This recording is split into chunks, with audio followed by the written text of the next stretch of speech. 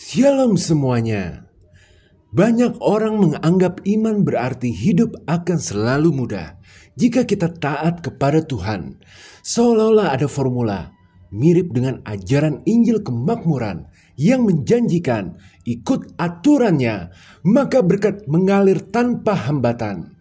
Tapi apakah iman memang sesederhana itu? Bagaimana jika merasa sudah taat, tapi kok hidup justru tetap penuh tantangan? Apakah iman kita cukup kuat saat doa terasa tak terjawab dan Tuhan seolah diam? Maka di video ini, kita akan mengetahui 5 kebenaran mendalam dari iman Kristen yang akan merevolusi iman kita kepada Yesus selamanya. 1. Yesus seolah kalah, tapi justru memenangkan segalanya untuk Anda. Apa yang Anda pikirkan ketika mendengar bahwa sebentar lagi Anda akan dipertemukan dengan seorang pemenang yang telah menaklukkan segala sesuatu dalam hidup ini?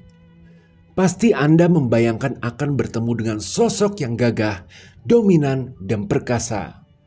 Apa kira-kira yang Anda rasakan ketika sang pemenang itu akhirnya tiba? Ternyata penampilannya lemah, kecil, dan bahkan tampak habis dipukulin. Demikian pula perasaan Yohanes di Wahyu pasal 5 ayat 5 dan 6, di mana Yohanes awalnya mendengar tentang singa dari suku Yehuda yang telah menang. Tapi ketika Yohanes melihat, ia malah melihat seekor anak domba berdiri seolah-olah telah disembelih. Ini artinya Tuhan telah mendefinisikan ulang makna kesuksesan.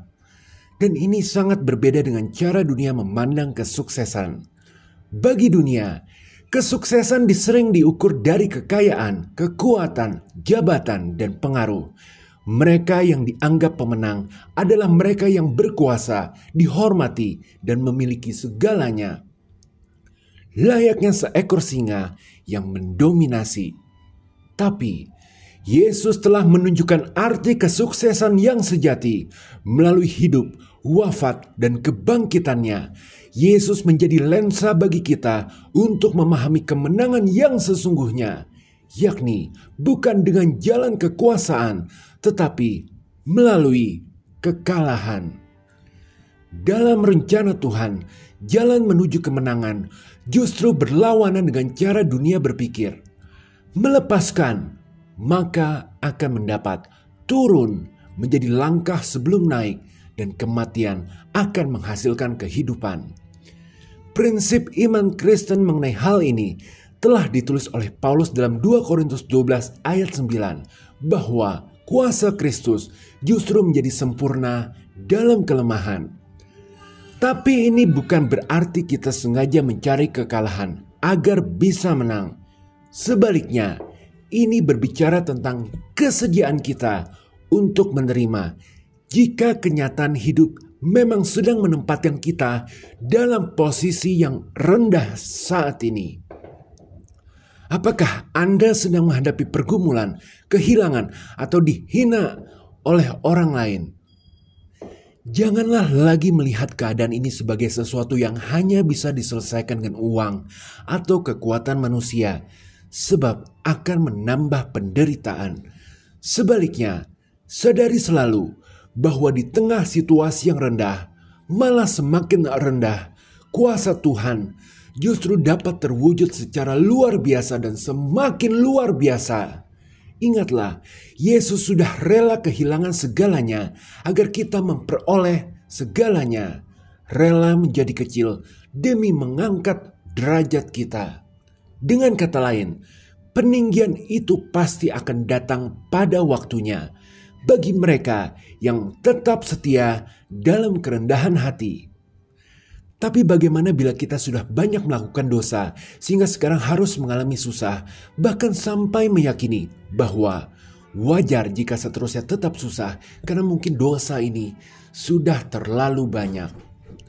Maka 2. Kasih karunia Tuhan yang tidak masuk di akal. Jika Anda suka memperhatikan tayangan politik, pasti tidak asing dengan istilah meritokrasi. Sistem di mana seseorang mendapat posisi atau penghargaan berdasarkan kemampuan dan prestasi mereka, bukan karena faktor lain seperti keturunan, kekayaan, atau koneksi. Menariknya, banyak kepercayaan lain menerapkan prinsip meritokrasi ini dalam konsep keselamatan mereka.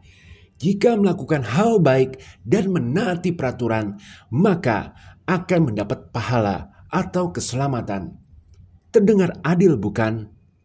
Namun, sistem merit tidak berlaku dalam kekristenan. Justru, Tuhan dengan sengaja tidak adil dalam arti dunia demi menyelamatkan manusia. Keputusan yang mengejutkan itu disebut kasih karunia.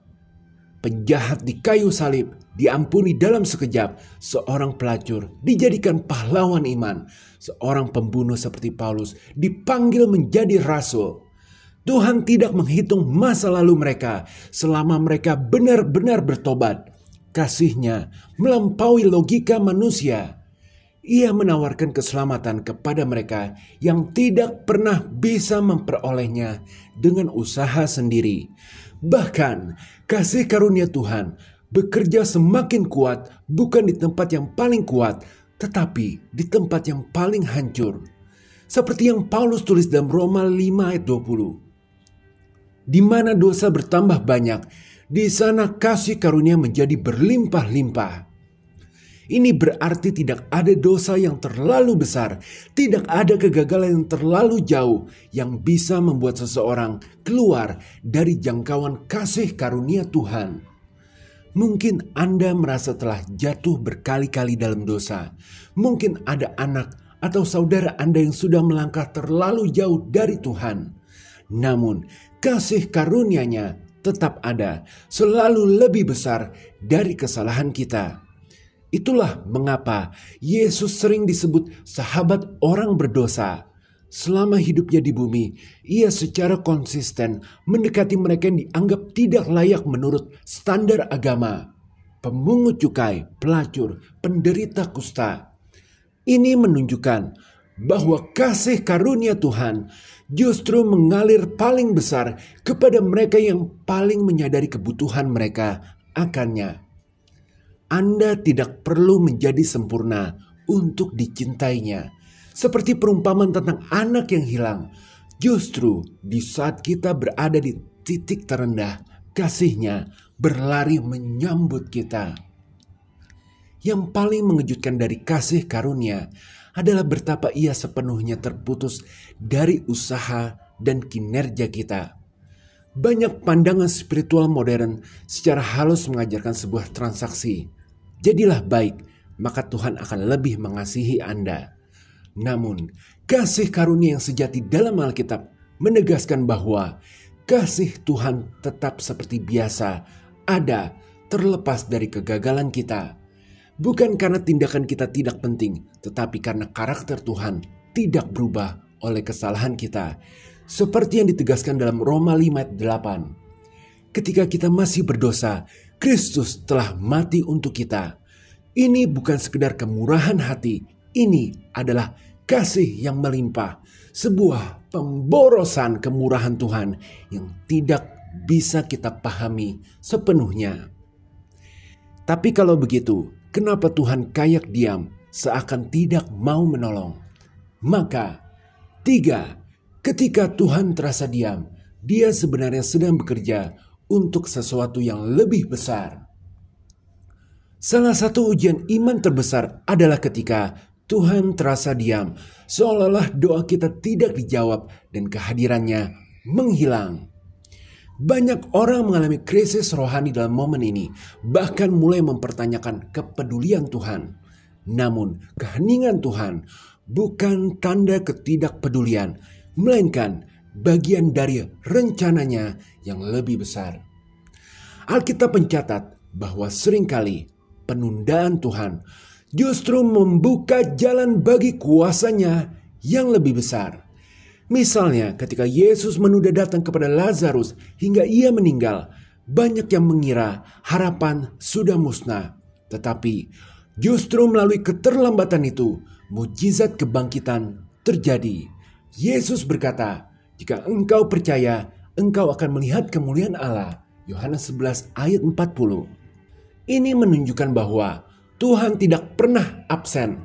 Saat Dia terasa diam, Dia sebenarnya sedang bekerja dalam keheningan, menyusun jawaban yang akan mengubah hidup Anda. Dan juga inilah momen saat kita harus menguatkan iman. Keheningan Tuhan juga menunjukkan sifat pribadinya.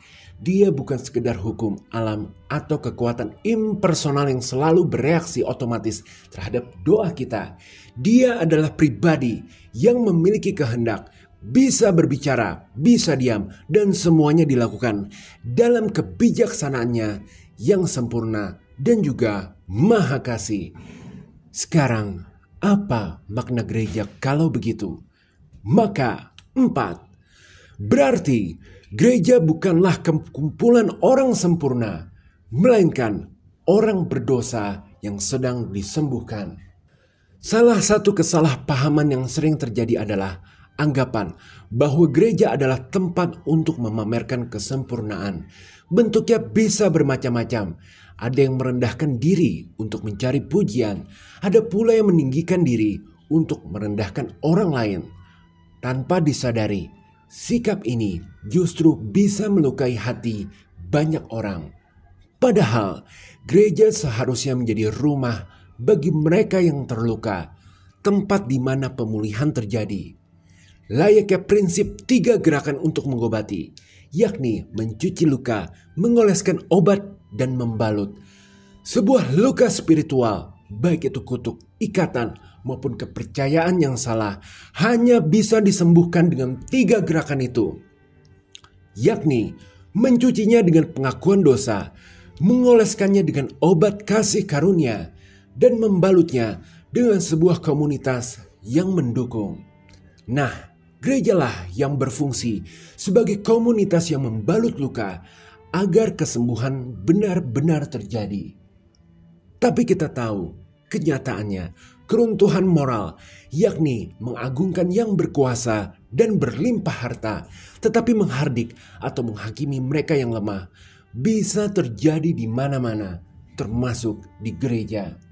Ya, ini adalah kenyataan yang kita bisa rasakan. Padahal gereja harus menjadi tiang penopang moral, di mana kehancuran, ketidaksempurnaan, bahkan kebebalan dapat dengan aman muncul ke dalam terang untuk menerima kesembuhan, bukan dihakimi, melainkan belas kasihan langsung. Sebab yang terendah itu bisa menjadi alat yang dipakai Tuhan untuk menyelamatkan orang yang kuat. Seperti Musa dipilih Tuhan, walau tak pandai bicara, dah umur 80, seorang kriminal lagi. Daud yang tetap dipilih Tuhan, walau pernah mencuri istri Uria. Petrus yang emosian juga tetap dipilih sebagai batu karang pertama tempat gereja didirikan. Belum lagi Paulus. Jadi, senang atau tidak senang, tetapi itulah pola yang ada dalam Alkitab, bahwa yang akan dipakai Tuhan untuk menyelamatkan adalah orang yang lemah, yang banyak hutang, mungkin yang pembohong akut, yang sudah tua renta, intinya jauh dari kata sempurna.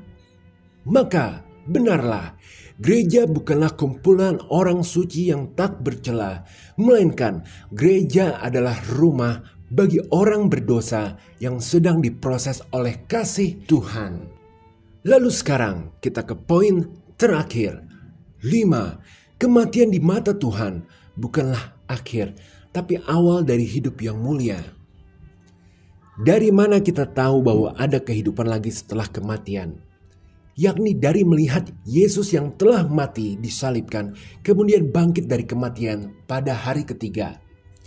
Realita dalam sejarah inilah yang mengubah pemahaman bahwa kematian itu akhir dari segalanya hanya menjadi tempat transisi sementara. Yang membedakan kebangkitan Yesus dari kisah-kisah Alkitab lainnya tentang orang-orang yang dibangkitkan dari kematian adalah sifatnya yang permanen dan berubah. Sementara orang lain seperti Lazarus akhirnya mati lagi, Yesus bangkit untuk hidup kekal, menunjukkan kemenangan penuh atas kefanaan hidup. Kebangkitan Yesus memberikan kita harapan. Segala penderitaan yang dialami itu tidaklah sia-sia, bahkan air mata yang jatuh pun tidak percuma. Kenapa? Karena Yesus bangkit, tapi luka-lukanya masih ada, di mana luka-luka tersebut menjadi kesaksian hidup akan kebesaran Tuhan, kesetiaan kita, ataupun perjuangan kita. Bukan sebagai pengingat trauma, karena memang sudah mengalami kebangkitan dengan penuh kemenangan. Seperti Yesus, kita pun akan mendapatkan tubuh kemuliaan pada nantinya. Yang menjadi pertanyaan, kapan kebangkitan kita terjadi? Jawabnya adalah ketika Tuhan Yesus datang kembali untuk yang kedua kalinya ke bumi. 1 Tesalonika 4 ayat 16. Sebab pada waktu tanda diberi, yaitu pada waktu penghulu malaikat berseru dan sangkakala Allah berbunyi, maka Tuhan sendiri akan turun dari surga dan mereka yang mati dalam Kristus akan lebih dulu bangkit. Datanglah Tuhan Yesus, Maranatha. Haleluya, amin. Sebagai pengingat, ketika kita memahami bahwa Kristus menang melalui kekalahan yang nyata, bahwa kasih karunia berfungsi paling kuat dalam kelemahan kita, bahwa keheningan Tuhan sering mendahului mujizat, bahwa gereja adalah rumah kita, dan bahwa kebangkitan mengubah akhir menjadi awal. Iman kita terhadap Yesus mengalami pembaharuan yang radikal. Lihatlah, ketika Anda memahami kelima hal ini, iman Anda akan sekokoh batu karang yang tidak akan runtuh walau badai menerpa. Iman seperti inilah yang tidak goyah saat menghadapi penderitaan, kegagalan, atau bahkan saat Tuhan terasa diam. Iman yang tidak pernah mengklaim bahwa mengikuti Yesus menjamin kenyamanan duniawi. Sebaliknya, iman ini mengakui bahwa pola yang sama yang mengubah penyaliban Kristus menjadi kebangkitan terus bekerja di seluruh hidup kita, memastikan bahwa tidak ada apapun, baik penderitaan, kegagalan, keheningan ilahi, kelemahan pribadi, atau bahkan kematian itu sendiri yang sanggup memisahkan kita dari kasih Allah yang ada dalam Kristus Yesus, Tuhan kita. Haleluya, amin. Jika berkenan berikan like, share, dan subscribe. Tuhan Yesus memberkati.